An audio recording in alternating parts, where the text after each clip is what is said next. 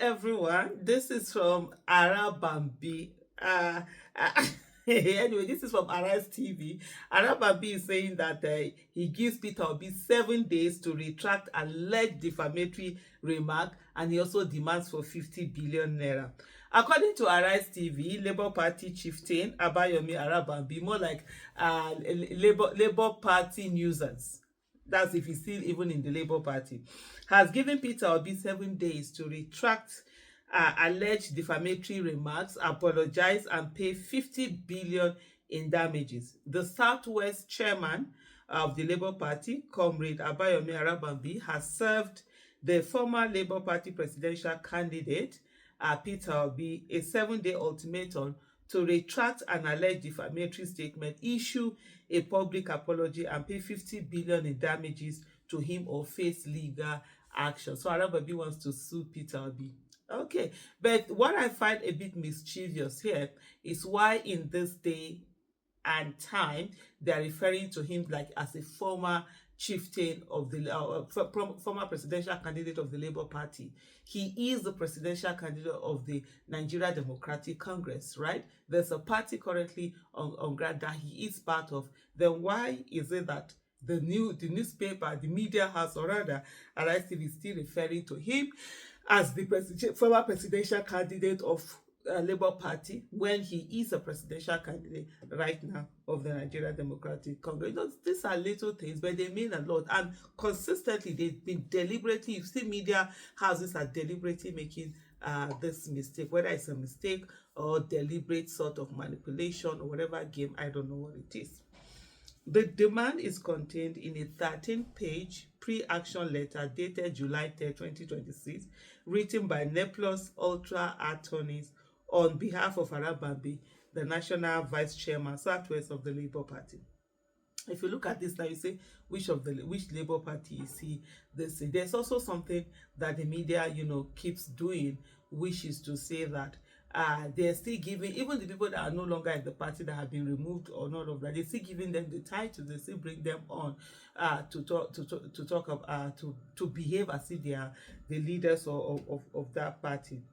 The dispute, they say, arose from comments Obi allegedly made during an interview on Nevo media broadcast, where he reportedly stated that Arabambi does not have an address.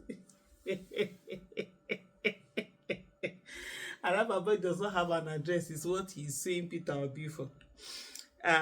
So while responding to questions about why he has not instituted legal proceedings against the Labour Party chieftain, in the letter addressed to Obi at the NDC National Secretariat in Abuja, Arabambi's legal team, so there's an NDC National Secretariat according to the newspaper, and then yet you are referring to him as a Labour Party former presidential candidate, someone that is running for office, running for an election that is six months away. In the letter addressed to Obi at the NDC National Secretariat in Abuja, Arabambi's legal team described the statement as false, malicious, and defamatory, insisting their client is a well-known public figure with established residential and business addresses. The lawyer stated that the publication had been widely circulated across television and social media platforms, causing serious damage to their client's reputation. As in, your client have reputation that goes about every day shouting and cussing at people, taking on people and stuff like that. That's the person that you're saying he has reputation. The letter stated our client has had a known residential and business address, maintains professional and political affiliation within Nigeria, and has never been a person whose whereabouts or identity were unknown to members of the public. According to the solicitors, the remark portrayed Arabambi as a faceless and unidentifiable person lacking legitimacy, credibility, and public standing. Absolutely. All of these things that he has said, they are true. Arabambi lacks credibility, lacks legitimacy, and lacks any public stand. He's actually a nuisance. You see him, this is a nuisance. And a nuisance with nothing in his pocket. That's why of all the insults and whatever he has done against me, I'm not bothered about, taking him to court or whatever, because I can't waste my money on someone who has nothing. Is it poverty I'm going to be sharing with him? I'm going to take it out of it for him or whatever it is. They argued that reasonable viewers interpreted Obi's statement to mean that Arabambi is a faceless and unidentified person, has no known place of residence, lacks any legitimate standing in public life, is a person of doubtful identity, is unworthy of public confidence, and is undeserving of the esteemed confidence and respect hitherto enjoyed by him. Hitherto.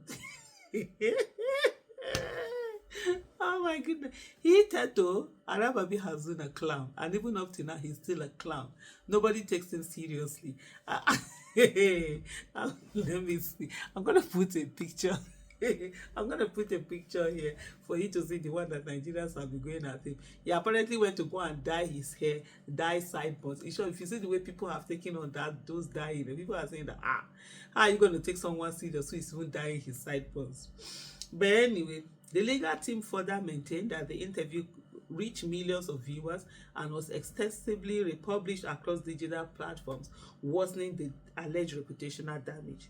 The publication has since enjoyed extensive circulation through television broadcasts, online news platforms, TikTok, Instagram, Facebook, X, formerly Twitter, WhatsApp, and other electronic media. They are substantially amplifying the injury occasioned to our client's reputation, the letter say. The lawyers accuse Obi, who is the presidential candidate of the National Democratic Congress (NDC), of acting with recklessness and malice, arguing that as a former presidential candidate and prominent public figure, he ought to have appreciated the consequences of his words. You see what they're putting again as a former presidential candidate. How are you talking about what somebody did in 2031 when right now he's a presidential candidate? Your statement was not made in error, neither was it made innocently. It was made deliberately during a widely viewed political interview with full appreciation of the influence your words would carry among millions of Nigerians. I'm sure Arabambi has been praying, wishing for this day, just to get Peter Obi to even acknowledge him or say anything. And that's why they've already put this as waiting for any day that Peter Obi even mentioned his name. That's why somebody said that the reason why he has not is that you have no address. It's something you are taking to this essay. That's what he has been waiting for. That's the only thing that gives him light land after all. Even if you go out now and say Arabambi, people will be asking you whether it's some cold, abandoned food you are talking about and not a human being. Describing reputation as an invaluable asset, the lawyers added that the law protects citizens from false publication capable of exposing them to public ridicule and contempt. And meanwhile, Arabambi has been the one that has always exposed himself. He doesn't even need help in any of that. Our client has suffered considerable embarrassment, humiliation, and injury to his reputation. The defamatory publication has impaired his standing in politics. Political and social circles, exposed him to unwanted public ridicule, and subjected him to needless attacks upon his integrity and personality, the letter stated. As part of his demand, Arabambi's legal team requested that Obi issues a clear, unequivocal, and unconditional retraction on the Never Media podcast or any other national television platform of similar prominence. They also demanded a full, unconditional, and unreserved public apology to be aired on national television, published in Obi's verifiable social media accounts, and carried as full-page advertisement in The Punch, The Vanguard, The Guardian, This Day, and The Nation newspaper, subject to proud approval by their chambers.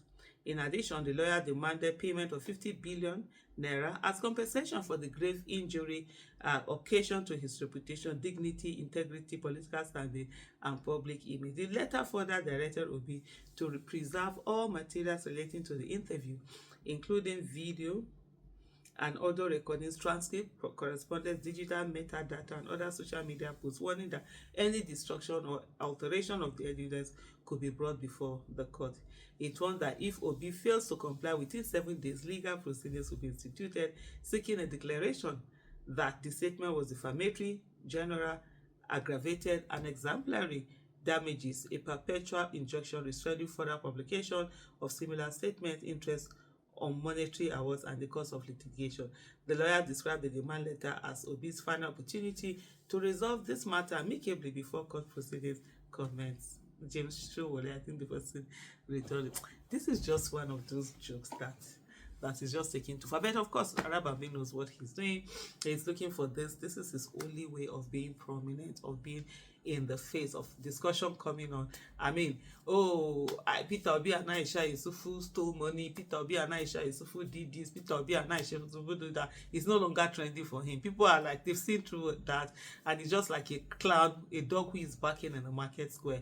And so right now he needs another thing to put him, to make him to be coming in front of camera. I mean, other than Peter Obi and Aisha Isufu matter, what does he get called to the camera to come and stay, to come and be in front of camera for? So that's what you hear him say all the time. Even when other issues he's talking about, he still has to bring Peter Obi and Aisha and Labour Party money, funds and whatever into it. But anyway, shall we just this goes as it goes.